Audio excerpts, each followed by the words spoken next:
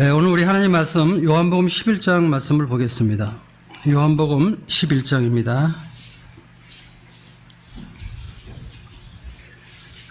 25절부터 27절까지 제가 읽겠습니다.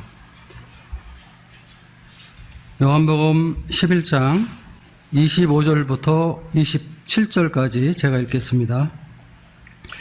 예수께서 이르시되 나는 부활이요 생명이니 나를 믿는 자는 죽어도 살겠고 무릇 살아서 나를 믿는 자는 영원히 죽지 아니하리니 이것을 네가 믿느냐.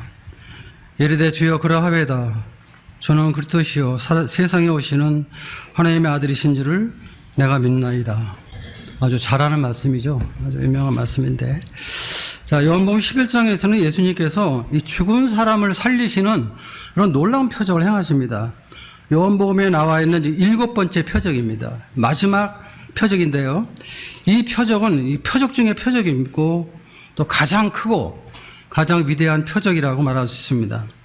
왜냐하면은 병들어 있는 나사로를 낫게 하는 것이 아니라 이 병으로 인해서 죽어 있는 이미 죽은 자를 다시 살리시는 그런 표적입니다. 특별히 나사로는 죽은 지 4일 되는 그런 사람인데 죽은 지 4일 되어서 냄새가 나는 그런 사람을 예수님께서 살리셨다는 것입니다. 부활시키셨다는 것입니다. 그래서 하나님의 영광을 나타내시는 이런 모습을 우리가 11장에서 보게 됩니다. 예수님께서 이 죽은 자를 살리시는 부활의 능력을 실제로 행하시고 많은 사람들에게 그것을 보이셨다는 거예요. 나사로를 죽음에 살리신 이 표적은 주님이 십자가에 돌아가시기 전에, 십자가에 달리시기 전에 마지막으로 행한 그런 표적이거든요. 가장 큰 표적이라고 할 수 있습니다. 물론 요한복음에 이제 6가지 표적도 아주 놀라운 표적이죠. 예수님이 하나님이심을 증거하는 사건이었지만, 근데 죽은 사람, 죽은 지 4일 뒤에서 냄새가 나는 그런 사람을 다시 살리신 것은요, 이것은 뭐 정말 놀라운 그런 사건이죠. 이 죽음의 권세, 이 사망의 권세를 정복하시고 생명을 주시는 분이 누구인가 하는 것을 분명하게 보여주시는 그러한 표적이었습니다. 그래서 그 어떤 표적보다도 예수님이 하나님의 아들이심을 잘 나타내고 있습니다. 사실 이제 모든 사람은 다 죽음의 권세 아래 있잖아요. 그렇죠? 모든 사람은 누구나 다 죽는 것입니다. 이 사람으로 태어나서 죽음을 피할 수 있는 사람은 아무도 없는 것입니다. 죽음을 이길 수 있는 사람도 없어요. 또 우리가 도망할 수 없는 것입니다. 그래서 사람도 한 번 죽게 되어 있는데 이게 사람이 그냥 저절로 죽는 것이 아니라 하나님께서 성경에 이렇게 말씀하신 대로 이루어지는 거예요. 히브리서 9장 21절에 보면은 사람이 한 번 죽는 것은 하나님의 정하신 것이요 그 후에는 심판이 있다고 말씀하셨잖아요. 그래서 사람이 죽는 것이 뭐 믿는 사람이나 믿지 않는 사람이나 다 한 번 죽는데 그것이 뭐 어떤 인간의 법칙이나 자연적인 순리에서 죽는 것이 아니라 하나님이 말씀으로 그렇게 정하셨기 때문에 사람은 누구나 다 죽는 것이에요. 그런데 예수 그리스도만이 죽음의 권세를 완전히 무너뜨리시고 또 사망의 권세를 완전히 무너뜨리는 이런 놀라운 모습이 바로 11장에 나와 있는 것입니다. 그럼 주님께서 말씀하시기를 나는 부활이요 생명이다 이런 말씀을 하셨습니다. 나는 부활이다. 나는 생명이다. 이렇게 말씀하셨는데 주님께서 죽은 자를 다시 살리시고 또 죽은 자에게 생명을 주시는 분이심을 분명하게 우리에게 증거하시기 위해서 그런 말씀을 하시게 된 것이죠. 우리가 출애굽기 3장 14절에 보면 하나님께서 이렇게 말씀하셨습니다. 킹제임스 영어 성경에 보면 I am that I am이라고 말씀하셨는데 우리말로 스스로 있는 자다 이렇게 이제 표현을 하셨습니다. 그래서 우리가 이걸 뭐 직역해버리면 그냥 나는 나다 이렇게 얘기할 수 있습니다. 주님께서 출애굽기 3장에서 하나님은 나는 나다. 나는 스스로 있는 자다. 이렇게 말씀을 하셨는데 그 나는 나라고 말씀하신 이 하나님이 요한복음에서는 내가 누구인가를 이렇게 말씀하십니다. 그래서 요한복음 6장에서 주님은 나는 생명의 떡이다. 이렇게 말씀하시고 또 요한복음 8장에서 주님은 나는 세상의 빛이다. 또 요한복음 10장에서 주님은 나는 양의 문이다. 또 나는 선한 목자다. 주님의 이 정체성을 하나하나 이렇게 낱낱이 자세하게 우리에게 말씀해 주십니다. 근데 요한복음 11장에서 주님 뭐라 말씀하냐면 나는 부활이다. 나는 생명이다. 이 말씀 뭡니까? 하나님은 부활의 하나님이시고 생명의 하나님이시라는 것입니다.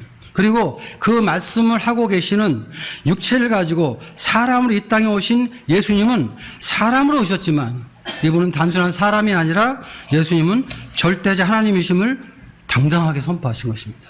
그래서 우리가 이러한 말씀을 통해서 예수님이 하나님이시구나 하는 것을 믿는 것입니다. 세상에 많은 책들이 있지만은 예수님의 하나님이심을 증거하는 그러한 말씀은 없어요. 그러한 책은 없습니다.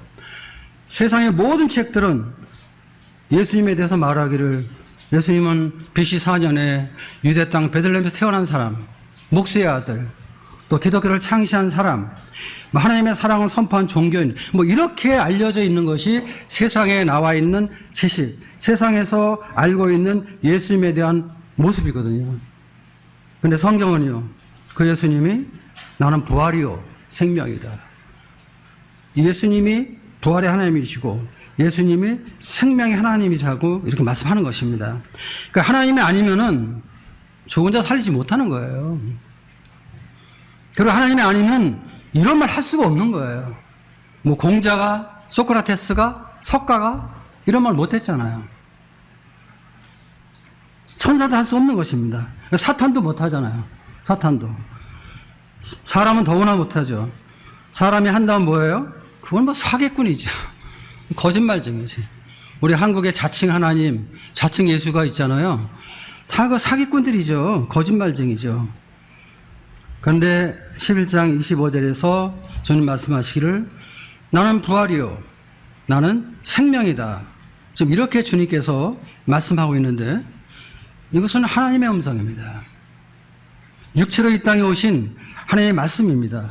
그러니까 이런 말씀을 들을 수 있기 때문에 우리는 예수님을 하나님의 아들 그리스도로 믿을 수 있는 것입니다. 그리고 그것을 증거한 것이 바로 복음이죠. 그래서 이 복음은 이건 하나님의 선물이에요.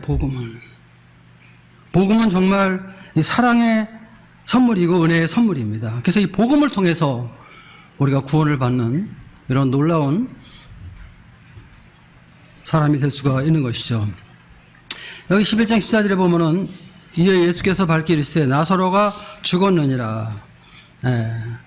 나사로가 병이 들어서 이제 나사로의 그 누이 동생들이 예수님을 부르죠.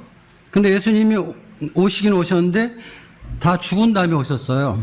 나사로가 이제 결국 이제 죽게 됐는데 이 죽은 나사로의 모습을 보면서 우리는 어떤 생각을 합니까? 우리 자신의 모습을 또 보게 되는 것입니다.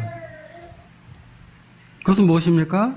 우리들도 지금은 살아있지만 언젠가는 나사로처럼 다 죽는다는 것입니다. 육체를 가진 사람은 누구나 다 죽게 돼 있어요. 심지어는 하나님도, 죽을 수 없는 하나님도 육체를 입고 이 땅에 오시니까 십자가에서 돌아가셨잖아요. 그래서 아까도 말씀드렸지만 사람이 한번 죽는 것은 하나님의 정해놓으신 것입니다. 그래서 이 하나님의 말씀은 하나님 믿는 사람에게 적용되고 믿지 않는 사람에게 적용되지 않은 게 아니라 믿는 사람이나 믿지 않는 사람이나 이 하나님의 말씀은 그대로 이루어지게 되는 것입니다. 그리고 로마서 6장 13절에 보면 죄의 삭은 사망이다. 왜 하나님이 사람을 죽게 되어 있냐? 죄 때문에 죽는 거예요. 죄의 삭이 사망이라고 말씀하고 있는 거예요. 사도 바울은 에베소 2장 1절에서 너희가 허물과 죄로 죽었다. 허물과 죄로 죽었다. 우리가 살아있는 것 같지만 영적으로 볼 때 허물과 죄로 죽었다는 거예요.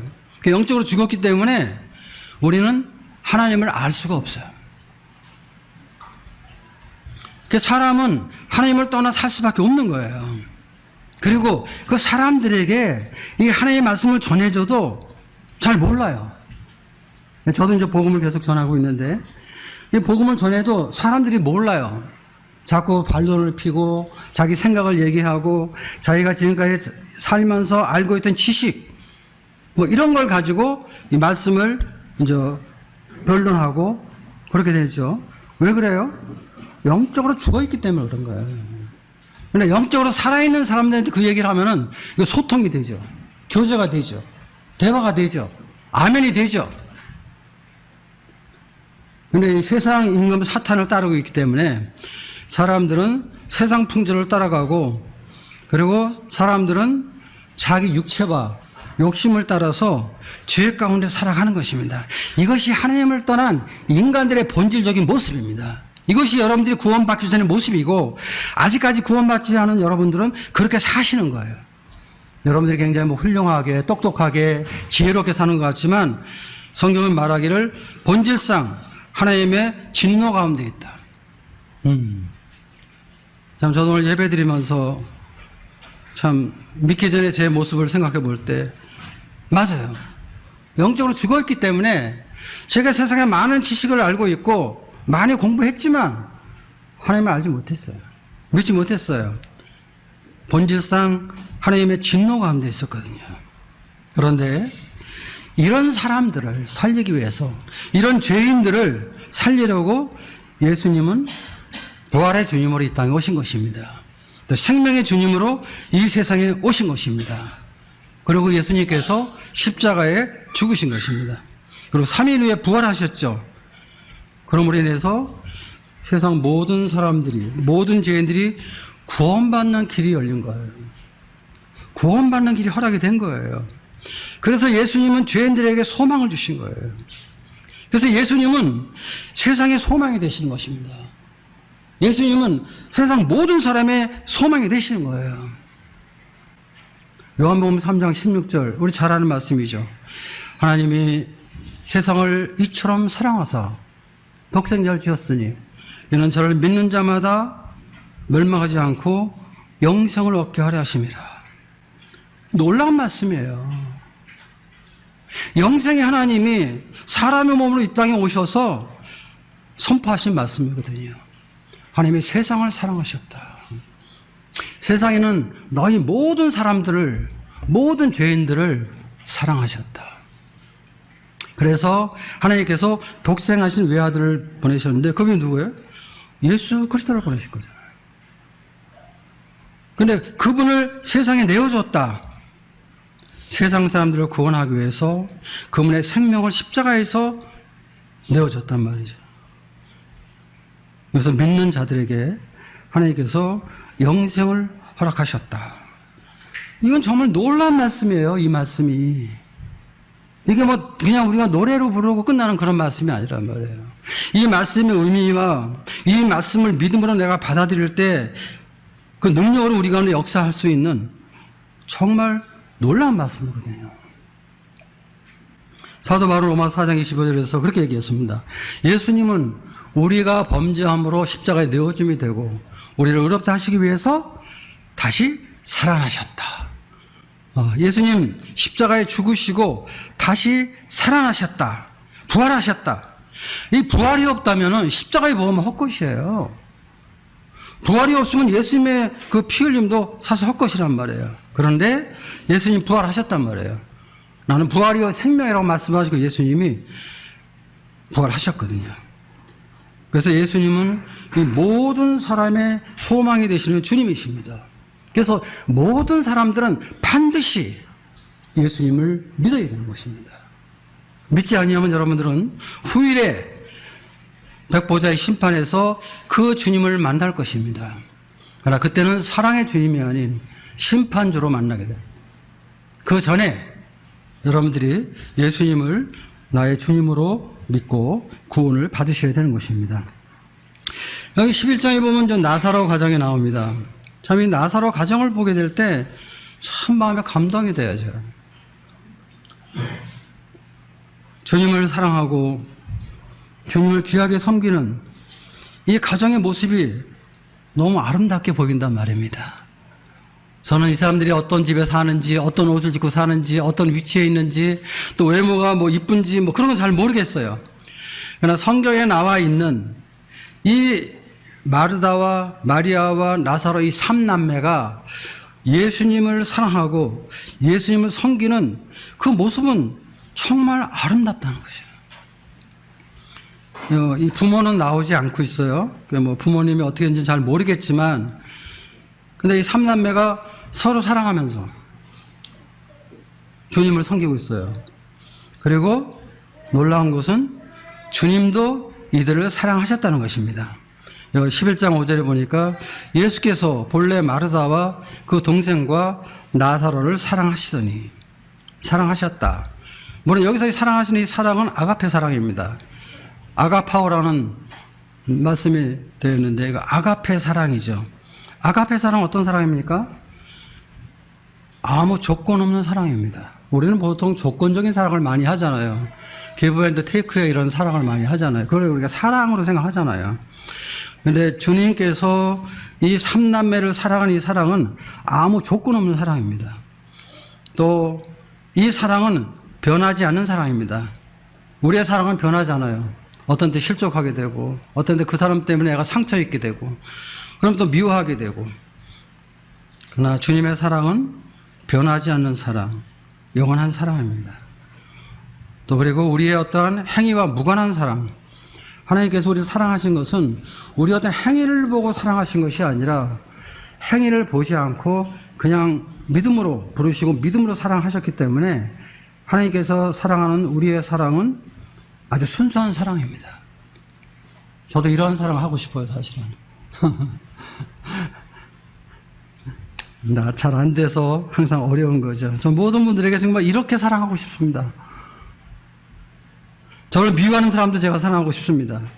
근데 잘 안 되죠. 근데 어쨌든 주님은 이러한 사랑으로 저를 사랑하시고 우리 성도들을 사랑하시죠. 이런 사랑을 우리 마음 가운데 깊이 묵상할 때 우리 마음에 큰 위로가 되는 것입니다. 큰 기쁨이 되는 것입니다. 또 그런 사랑이 나를 감동시킬 때 나도 그분의 사랑으로 인해서 다른 사람을 좀 용납할 수 있는, 또 조금 뭐 사랑이라고 뭐 할 수 있는지 모르겠는데 뭐 그런 것들을 조금 베풀 수도 있는데, 그 주님의 사랑이 충만할 때, 그분의 사랑이 나를 지배할 때 가능한 것이지, 우리의 이 죄성이 있는 우리의 본성은 사실은 불가능한 사랑이죠. 어쨌든 하나님께서 이 세 사람, 이 나사로의 가정, 마르다와 나사로와 마리아를 그렇게 사랑하셨다는 것입니다. 근데 그러한 사랑을 또 하나님은 이 세상에 사는 우리들에게도 그렇게 사랑하신다는 것입니다. 그래서 여러분들 마음에 기쁨이 있지 않아요? 어떤 데는 나도 마음에 안 들 때가 있거든요. 어떤 데는 내가 굉장히 잘난 것 같아요. 멋있는 것 같고. 근데 어떤 때는 또 실망스러울 때도 있거든요. 근데 주님은 우리를 사랑하신다는 거예요. 그런 사랑을 믿음으로 받아들일 때 참 우리 마음에 큰 기쁨이 있죠. 특별히 이 당시 참 이 나사로 가정이 주님을 사랑한 사랑이 더 귀하게 보이는 것은요, 이 당시는 예수님을 핍박하는 그런 환경이었거든요. 제사장과 장로들이나 뭐 이런 사람들이 예수님 붙잡아서 죽이려고 하는 그런 환경이었어요. 그래서 예수님 믿는 사람 출교시키고 뭐 그런 환경이었거든요. 그런데 예수님 죽이려고 하는 그런 환경이었는데도 불구하고 이 세 사람은 예수님을 사랑했다는 것입니다. 그러니까 이 사랑이 더 귀한 사랑이죠. 예, 예. 이 세 사람은 성격도 다 달라요. 또 주님 섬기는 모습도 다 달라요. 다 다르지만 주님이 똑같이 사랑하셨습니다. 마르다는 예수님을 집에 영접하고 굉장히 부지런한 사람이에요. 부지런한 자매예요. 또 접대를 잘하는 자매예요. 예의가 바르고 성격도 아주 적극적이고 외성적이고 아주 성격이 좋은 자매예요. 제가 볼 때. 저도 이런 성격 좀 가지고 싶어요. 근데 마리아는 또 요한복음 12장에 보면 예수님을 위해서 이제 잔치를 베푼 그런 자매잖아요. 주님 앞에 아주 비싼 귀한 향유를 가지고 머리털로 주님의 발을 닦는 참 놀라운 간증이죠. 유다는 저게 얼마짜린데 저걸 가지고 발에다가 허비하다니. 근데 주님 그걸 기쁘시게 받으셨어요. 그리고 마리아는 정말 누구보다도 주님 말씀을 사모하는 자매였어요. 항상 주님 앞에 무릎 꿇고 앉아서 주님 말씀을 청종하는 그런 자매였거든요. 말씀 듣는 일에 열심히 있는 굉장히 신령한 자매예요. 영적인 자매예요. 성격은 좀 내성적인 것 같고 또 좀 소극적인 것 같아요. 나사로는 뭐 이렇게 별로 많이 나와 있질 않은데 여기 나와 있는 모습을 볼 때 별로 말이 없는 사람이에요. 말이 없고 또 교만하지 않아요. 조용히 주님을 섬기는 그런 경건한 형제로 이렇게 생각이 돼요. 뭐 나서지 않고 뒤에서 일하고 또 겸손하게 주님을 따르는 그런 형제. 이 삼남매는 같은 그 형제 자매였지만 성격이 다르고 또 주님 섬기는 모습이 달랐어요. 그렇지만 이들의 공통점은 무엇입니까? 주님을 사랑했다는 거예요. 오늘날도 마찬가지죠. 주님의 교회 안에서 우리가 주님을 섬기는 모습은 다 달라요. 성격도 다르고 또 성격대로 주님을 섬길 수밖에 없어요. 그래서 어떤 사람은 뭐 마음에 들기도 하고 안 들기도 하고 뭐 나하고 안 맞니 뭐 이런 말도 하는데, 그런데 성격이 다르고 주님 섬기는 모습이 다르지만 주님을 사랑하는 사람들이 그리스도인들이에요. 그런 분들이 예수님 믿는 사람들이죠. 그렇죠? 그리고 예수님도 다 다르게 주님을 섬기지만 마음의 중심을 주님이 보시잖아요. 사랑으로 주님을 섬기는 그러한 모든 성도들을 주님 다 사랑하십니다. 그래서 나와 좀 모양이 다르다고 그래서 우리가 판단하고 나하고 성격이 안 맞다고 그래서 싫어하고 뭐 그래서 사실 안 되는 거죠. 근데 우린 종종 그런 게 좀 나타날 때도 있죠. 저도 그런 것들이 나타나지 않도록 꽤나 노력하는 사람입니다만 있죠. 근데 그런 거에 크게 지배받지는 않아요. 제가 어떤 상태에 지배받지는 않아요. 제 신분에 제가 좀 더 투철하게 믿음으로 살려고 하기 때문에 상태로 인해서 제가 넘어지거나 뭐 그런 일은 별로 없는 것 같아요. 근데 이제 이렇게 주님을 섬기는 이 나사로의 가정에 큰 문제가 생겼어요. 무슨 문제가 생겼어요? 나사로가 지금 병이 들은 거예요. 그러니까 이 오빠를 사랑하는 이 두 동생이 얼마나 마음이 어려웠겠어요. 그래서 11장 3절에 보면 이제 이 누이들이 예수님께 사람을 보내죠. 주여 보시옵소서, 사랑하시는 자가 병들었나이다. 이렇게 이제 보냈는데, 근데 주님이 바로 오셨으면 좋은데, 바로 오셔서 건져줘서 정말 살았으면 좋은데, 그런데 여기 보니까 주님 바로 오지 않으셨어요. 죽은 지 4일 후에 오셨어요. 그러니까 이 두 자매가 주님 앞에 바라고 기도했던 대로 되지 않았어요. 하나님의 시간과 사람의 시간이 맞을 때는 바로 응답이 되는데, 하나님의 시간과 사람의 시간이 안 맞을 때는 뭐 이렇게 벌어지는 것이죠. 이렇게 되면 어떻게 됩니까, 여러분들? 우리 많이 어려워하죠. 그런데 우리가 기도할지라도, 우리가 소원할지라도 그것은 하나님의 시간에 이루어집니다. 우리의 시간에 이루어지는 것이 아니에요. 우리가 이런 것을 알면 참 좋을 것 같아요. 근데 우리는 내 시간에 이루어지지 않아가지고 막 그것 때문에 불평하고 원망하고 하나님이 살아계셔? 뭐 이제 이렇게 얘기를 하는데 사실 그런 것은 아니죠. 그래서 결국 17절에 보면요, 예수께서 와서 보시니 나사로가 무덤에 있은지 이미 나으리라. 예수님께서 사랑하시던 나사로가 결국은 죽었습니다. 이런 모습을 보면서 우리 이런 생각을 해보는 거죠. 아니, 예수님이 나사로 살릴 수 있었는데 왜 죽기까지 기다렸지? 일부러 죽을 때까지 기다렸잖아요. 왜 예수님은 나사로가 죽은 후에 오셨지? 더군다나 이 가정은 주님을 정말 사랑하는 가정이고 또 주님도 사랑하는 그런 사람들인데. 근데 뭐 4절에 나와 있죠. 예수께서 들으시고 이르시되 이 병은 죽을 병이 아니라 하나님의 영광을 위하며 하나님의 아들이 이로 말미암아 영광을 받게 하려 하심이라. 하나님의 영광을 위해 늦게 오신 거예요. 그리고 주님은 죽을 병이 아닌 것을 주님이 아셨어요. 그래서 나사로가 죽었을 때 주님은 그때 베다니로 가셨습니다. 왜냐하면 주님께서 그동안 행하신 것들은 많은 사람들의 병을 고쳐주셨거든요. 그런데 나사로는 병을 고치는 게 아니에요. 나사로는 죽은 다음에 죽은 사람을 다시 살리시는 그 표적을 보여주시려고 예수님은 나사로가 죽기까지 기다리셨다는 것입니다. 주님은 이런 뜻이 있지만 우리 사람들은 그런 주님의 뜻을 잘 모르죠. 그냥 빨리 그냥 내가 지금 어려우니까 뭐 빨리 이렇게 응답되길 바라죠. 빨리 이루어지길 바라죠. 근데 우리는 이 때가 있죠. 하나님의 때, 하나님의 시간이 있는 것을 우리가 보게 됩니다. 그래서 이제 17절에 보니까 이제 나사로가 이제 분명히 죽었어요. 뭐 우리가 이제 이 부활 얘기를 하게 되면 뭐 예수님의 부활도 사람들이 부인하잖아요.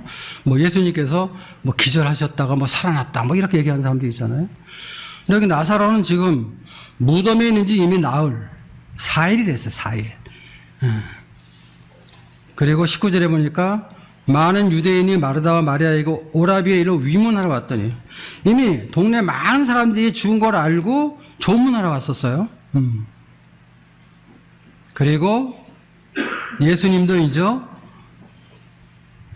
죽은 것을 아시고 찾아왔죠. 20절 마르다는 예수께서 오신다는 말을 듣고 곧 나가 맞이하되 마리아는 집에 앉았더라. 그래서 예수님도 이제 오셨어요.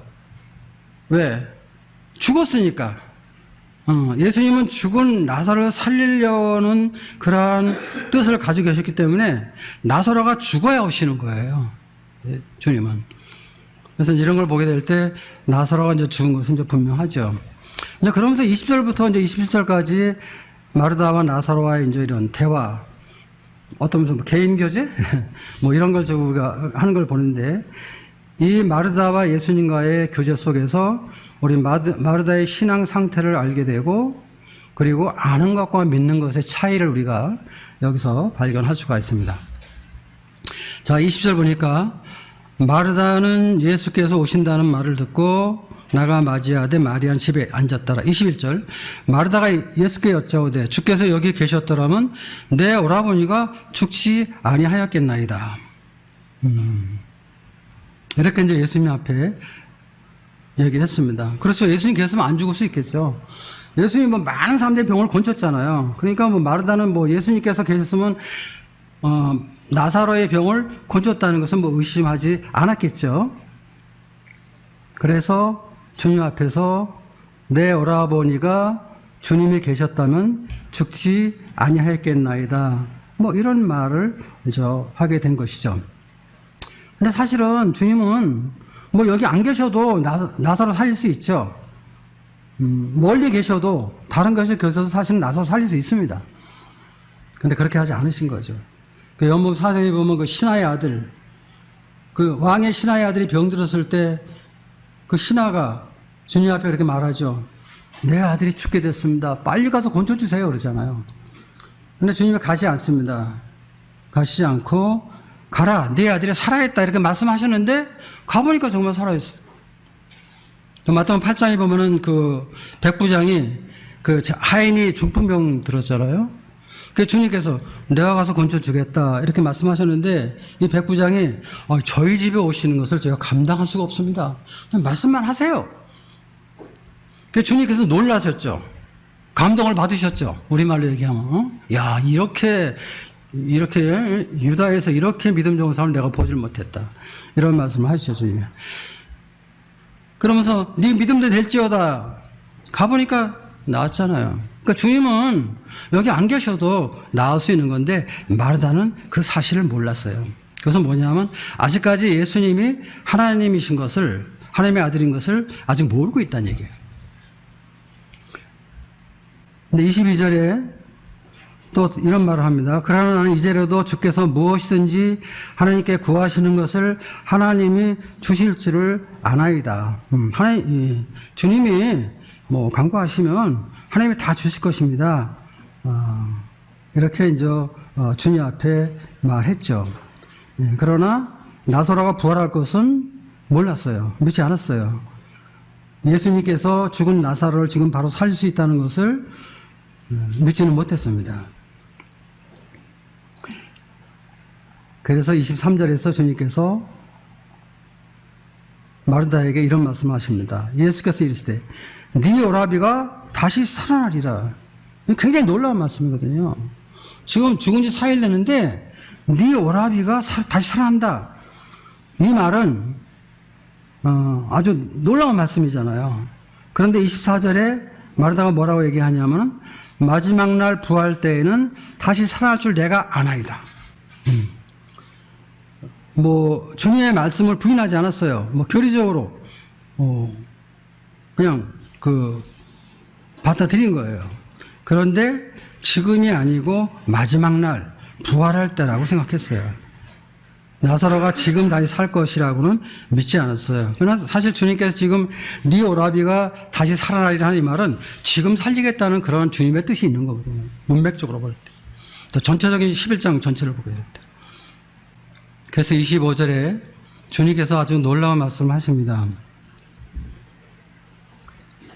예수께서 나는 부활이요 생명이니 나를 믿는 자는 죽어도 살겠고 무릇 살아서 나를 믿는 자는 영원히 죽지 아니하리니 이것을 네가 믿느냐, 이런 말씀을 하고 있습니다. 왜 이런 말씀을 하냐면 지금 마르다는 굉장히 믿음이 있는 것 같지만 사실은 큰 문제가 있는데 그건 뭐냐면 주님에 대해서 믿는다기보다는 주님에 대해서 좀 알고 있는 거예요. 여기 22절에 보면은 그러나 나는 이제라도 주께서 무엇이든지 하나님께 구하시는 것을 하나님이 주실 줄을 아나이다. 이렇게 얘기를 하죠. 또 24절에도 오라비가 이제 다시 살 것이다 이렇게 말씀하셨는데 마지막 날 부활 때 다시 살 줄을 내가 아나이다 이렇게 얘기했어요. 아나이다. 그래서 이 안다는 것은 지식적인 것이잖아요. 믿는다는 것과 아는 것은 상당히 차이가 있는 것입니다. 믿는다고 고백하지 않고 안다고 고백할 거예요. 안다고. 근데 이 안다는 말은 우리가 이제 어느 성경을 보면 헬라어로 이제 그 오이다라는 그 동사가 되어 있는데 이 오이다라는 말은 이론적으로 안다, 지식적으로 안다 그런 뜻이에요. 그 낱말은. 근데 안다는 말이 또 하나 있는데 이제 기네스코라는 말이 있습니다. 기네스코는 경험적으로 안다, 실제적으로 안다 그런 뜻입니다. 그건 믿는 거예요. 그래서 요한복음 17장 3절에서 주님이 영생에 대한 말씀하시죠. 영생은 외로하신 참 하나님과 그가 보내신 자 예수 그리스도를 아는 것이다 할 때 그 아는 것이 기네스코입니다. 그러니까 영생을 얻은 사람은 하나님을 알긴 아는데 어떻게 알아요? 이론적으로 지식적으로 아는 것이 아니라 하나님의 살아계심을 나의 삶 속에 함께 하심을 경험적으로 아는 거예요. 실제적으로 아는 거예요. 그래서 나를 구원하신 하나님 예수님이 어떤 분이 하는 것을 지식적으로 알아가는 것이 아니라 경험적으로 알아가면서 우리 믿음이 성장하고 우리의 이 육신적인 그런 형상 속에 주님의 성품이 자라게 되는 것이거든요. 그래서 주님의 인격이 나타나는 것이죠. 근데 여기서 지금 사용한 단어는 기네스코가 아니라 오이다예요. 이론적으로 알고 실적으로 하는 거예요. 자, 오늘날 이제 기독교 안에서 많은 사람이 교회 다니잖아요. 다 교회 다니면서 다 예수님 알고 있습니다. 그리고 예수님에 대해서 그 아는 것을 다 믿는 것으로 생각을 합니다. 그래서 많은 사람들이 다 교회 다니면 다 예수님 믿는다고 고백하죠. 근데 구원받았습니까? 거듭났습니까? 하늘에 갈 수 있습니까? 이렇게 대답하면은 거기에 아멘으로 대답하는 사람이 많지 않다는 것입니다. 왜 그래요? 믿는 게 아니에요. 아는 거란 말이에요. 아는 거. 아는 걸 가지고 믿는 것으로 착각을 하는 거예요. 예수님을 하나님의 아들로 믿는 것, 정말 성령 거듭나서 믿어졌다면은 당연히 구원받았다고 얘기를 하죠. 당연히 하늘나라 갈 수 있다고 말하죠.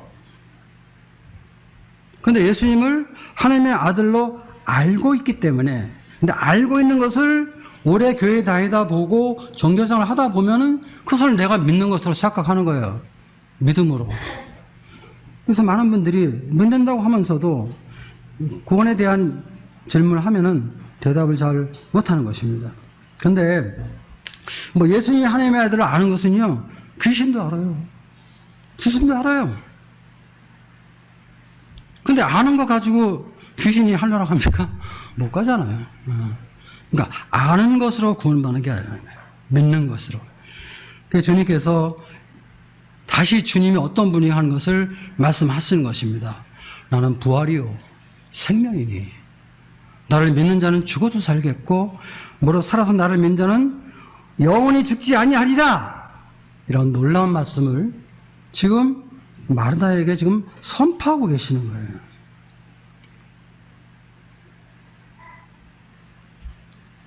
부활이 뭡니까? 죽어도 살겠고.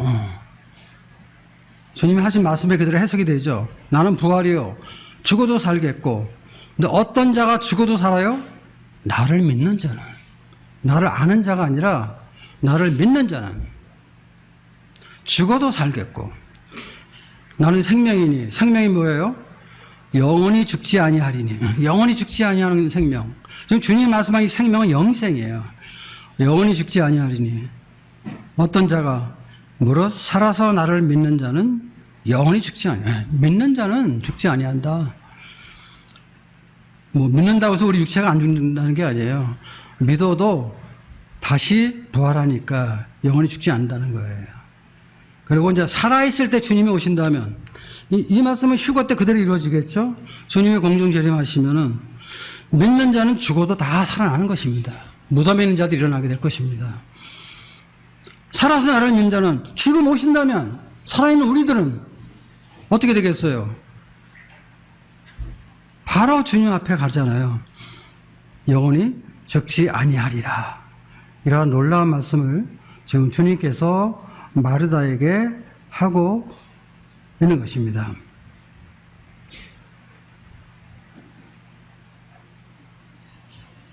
근데 여기서 주님께서 지금 말씀하신 것은 이러한 것을 네가 알고 있느냐?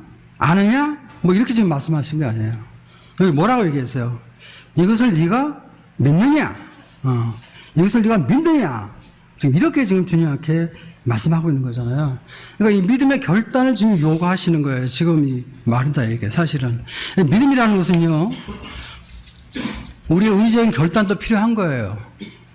주님의 은혜가 필요하고 또 우리가 믿고자 하는 이런 의지적인 결단이 필요하단 말이에요. 나는 부활이요 생명이니 나를 믿는 자는 죽어도 살겠고 무릇 살아서 나를 믿는 자는 영원히 죽지 아니하리니 이것을 내가 믿느냐? 이렇게 질문했을 때 마르다가 어떻게 대답합니까? 27절 이르되 주여 그러하여다. 주는 그리스도시요 세상에 오시는 하나님의 아들이신지를 내가 믿나이다.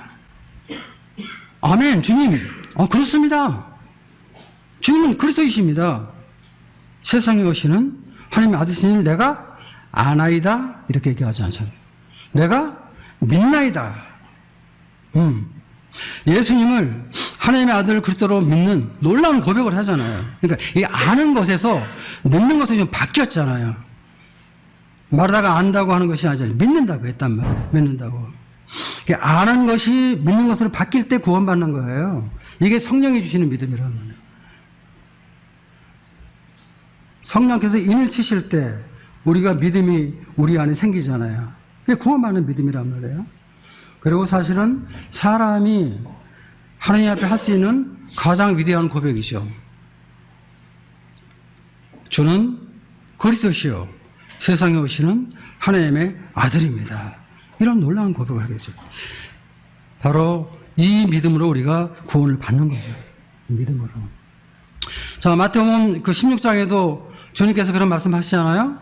제자들에게 자, 너희들은 나를 누구라 하느냐? 이렇게 질문했을 때 베드로가 대답하죠. 주는 그리스도시요 살아계신 하나님의 아들입니다. 이런 고백을 하잖아요. 요한복음에 보게 되면 요한복음 1장에 보면은 그 나다나엘이 예수님을 믿잖아요. 나다나엘이 주님 보고 뭐라고 고백합니까? 1장 49절에 보면 당신은 하나님의 아들이시요 당신은 이스라엘의 임금이십니다. 이렇게 지금 처음 보는 거예요. 나다나엘하고 예수님 처음 만나는 거예요. 처음 만나는데 나다나엘이 예수님 보고 당신은 하나님의 아들이시요 당신은 이스라엘의 임금입니다. 요한복음 20장에 보게 되면 도마가 이제 그 주님 부활할 때 제자들과 함께 하지 않았잖아요. 제자들이 모이면 함께 했어야 되는 거예요, 제자라면은. 근데 함께 하지 않았어. 어디 가는지 모르겠지만. 그래서 주님 부활하셨다 했더니, 나는 안 믿어. 그럼 어떻게 믿어? 내가 내 손가락으로 주님 손에 있는 못장을 만지고 내 손으로 옆구리 만져야 난 믿을 거야. 그랬단 말이에요. 근데 8일 후에 주님이 나타나셨어요. 부활한 주님이. 도마 있을 때. 그럴 때 도마가 뭐라고 얘기를 합니까? 그냥 아무 말도 못하면서 나의 주님이시여 나의 하나님이라고 그런 고백을 하잖아요.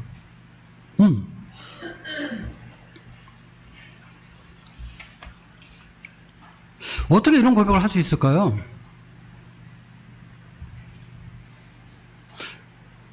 성경에 나와 있는 그 믿음을 고백하는 사람들은요, 예수님이 사람으로 오셨죠. 사람으로 오셨지만 예수님을 단순히 사람으로만 보지 않았어요. 사람 이상으로 말했단 말이에요. 예수님을. 주님이 하신 말씀, 주님의 인격, 주님의 사람들에게 대하는 그 사랑과 겸손과 온유함, 또 많은 표적들, 이런 것을 봤을 때 예수님이 사람으로 오신 건 분명하지만 그 사람으로 오신 예수님 안에 하나님의 신성을 발견할 수 있었던 거예요. 그래서 하나님이심을 깨달은 거예요. 그래서 주님께서 베드로가 주는 그리스도시여 살아계신 하나님의 아들입니다 이런 고백을 했을 때 주님 뭐라고 그랬어요? 바요나 시모나 복이 있도다. 이것을 알게 하니는 네 혈육이 아니라 누구예요? 하늘에 계신 내 아버지 하나님이라고. 하나님께서 너에게 계시해 주셨으니까 네가 내가 하나님인 것을 깨달은 거지 이렇게 말씀하는 거예요. 사실은 성경에 나와 있는 믿음의 사람들이 다 그런 계시를 통해서 믿음을 갖게 되는 거예요. 오늘날도 우리는 이 성령님의 계시를 통해서 예수님이 하나님이심을 깨닫는 거예요. 그러고 믿는 거예요. 그래서 믿음은 전적인 하나님의 은혜로 우리에게 주어지는 것이고 믿음은 하나님의 선물이죠. 내 편에서 일방적으로 믿습니다. 믿사오니 믿습니다. 이래가지고 되는 게 아니라는 거예요. 믿음은. 도마 같은 경우도 자기가 그런 말을 했을 때 주님이 안 계셨거든요. 근데 주님이 8일 후에 나타나셨는데 자기가 말할 때 주님이 안 계셨는데 자기가 한 말을 그대로 지금 예수님이 말씀하신 거예요. 그러면서 믿음이 없는 자가 되지 말고 믿음 있는 자가 되라 했을 때 도마는 놀랬을 거예요. 왜? 주님 그때 그런 말 했을 때 같이 안 계셨는데 도마의 말, 도마의 생각, 도마의 행동 지금 다 알고 계시잖아요. 주님은 전지하신 분이구나. 전지하신 하나님인 것을 깨닫고 그리고 그는 예수님을 믿게 되니까 자연스럽게 고백을 한 것이죠. 주님은 나의 주님이십니다. 나의 하나님이십니다. 이런 말을 하게 된 것이죠. 믿음이라는 것은요, 믿을 만한 증거가 있어야 되는 것입니다. 그리고 믿을 만한 증거가 있을 때 또 믿는 것입니다. 근데 증거가 없는데 무조건 믿는 것? 이거는 맹정이죠. 이건 믿음이 아니에요. 하나님께서는 성경을 통해서 믿을 만한 증거들을 우리에게 말씀해 주시고 우리에게 믿으라고 하시는 거예요. 그러니까 지금 우리가 사는 이 세상에 이 하나님의 말씀이 성경이 우리에게 있다는 것은 이것은 엄청난 축복이에요. 엄청난 은혜예요. 왜냐하면 주님에 대해서 이 세상은 올바로 알고 있지 못해요. 역사 속에 나타난 인물로 그들이 믿고 있지만 그들이 알고 있는 것은 진화론이나 세상 사람들의 이 사탄의 세상 주관자 사단의 그런 그 교회 속에서 가지고 있는 그런 지식 체계로만 알고 있단 말이에요. 네, 성경을 펴야 하는 거예요. 태초에 말씀이 계시니라. 이 말씀이 하나님과 함께 계셨으니 이 말씀은 곧 하나님이다. 이게 바로 하나님의 정체성이거든요. 근데 세상에 나오는 책이나 지식에는 그런 게 없단 말이에요. 성경에만 이런 말씀이 있다. 성경에만. 근데 이 성경이 우리 가운데 있다는 것, 우리가 이 성경 말씀을 본다는 것, 성경은 지식이 아니란 말이에요. 생명이고 말씀이란 말이에요. 또 인격이란 말이에요. 그래서 이 생명된 주님이 우리 안에 들어오게 될 때 우리의 인격이 변화되고 우리의 삶이 변화되는 뭐 이런 역사가 우리의 노력이 아닌 주님의 은혜와 역사로 나타나게 되는 것이죠. 요한복음 11장에서는 특별히 이제 이 죽은 나사로가 부활했어요. 이 부활을 통해서 예수님이 하나님의 아들 그리스도이심을 보여주신 것이죠. 그래서 구원은 예수님을 알고 이해한다고 되는 게 아니죠. 물론 우리가 지식적으로 알아야 돼요. 이해해야 돼요. 그러나 주님께서 우리 심령 가운데 거듭날 수 있도록 역사하실 때, 그래서 예수님을 나의 주님으로 믿을 때, 나의 하나님을 믿을 때 구원을 받는 것이죠.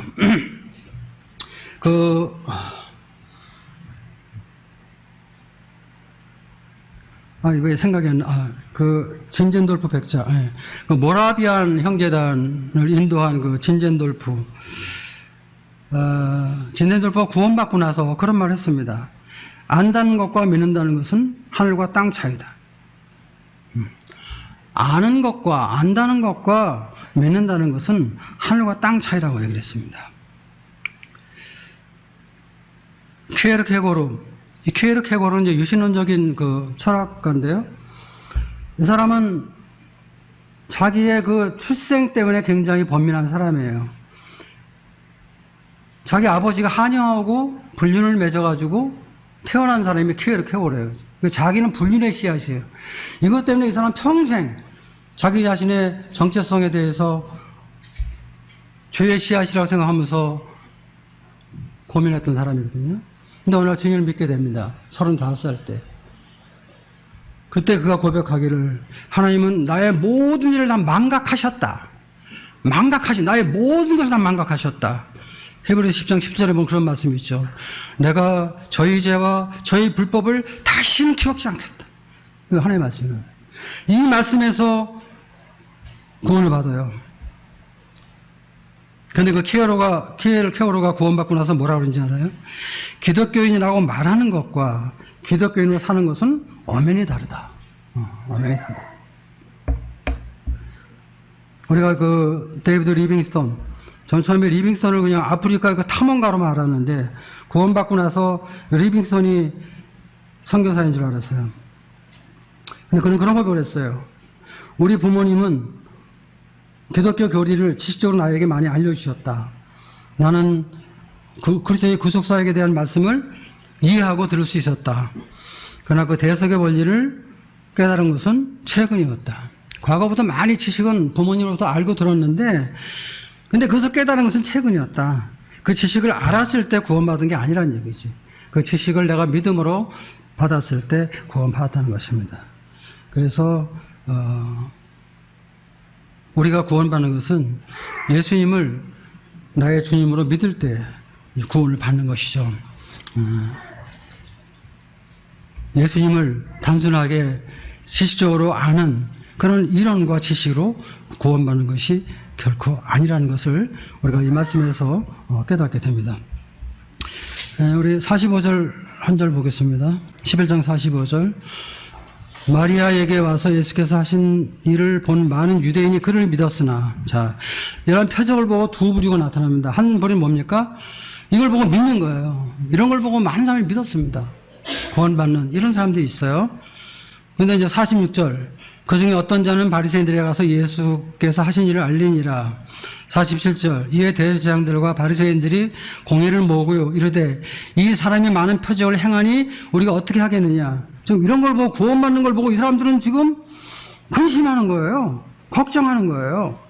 반대하는 거예요. 지금 예수님을 거부하는 거예요. 그러면서 어떻게 해요? 53절.